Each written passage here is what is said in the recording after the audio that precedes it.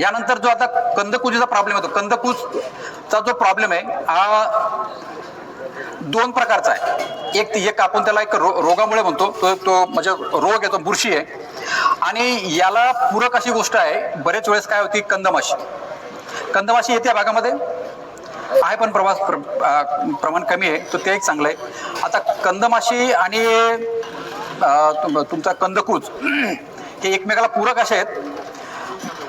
बरेच वेळेस काय होतं की ह्या दिवसामध्ये बरेच वेळेस कंद उघडे पडलेले असतात. कंद उघडे पडलेले असल्यामुळे ही कंदमाशी काय करते की बराबर उघड्या पडलेल्या कंदावरती ती अंडे देते. अंडे दिले की त्याच्यानंतर ती अंडे दिल्यानंतर त्याच्यातून ती अळी बाहेर पडते. ती अळी बाहेर पडल्यानंतर हळूहळू ती कंद खाण्यास सुरुवात होते.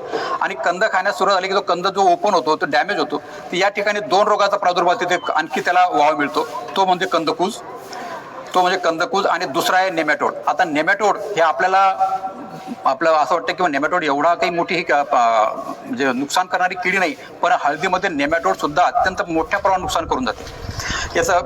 ते मोठ्या प्रमाणात नुकसान याचं असं होतं की झाड वाळत नाही, परंतु आता खाली कंदांची मात्र वाढ होत नाही.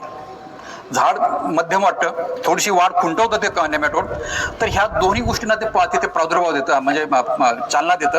तर निश्चितपणे यासाठी एक साधा सरळ उपाय आपला ह्या हळदीला दोन भर देणं आवश्यक आहे, की जेणेकरून तुमचा कंद सुद्धा उघडा पडला नाही पाहिजे.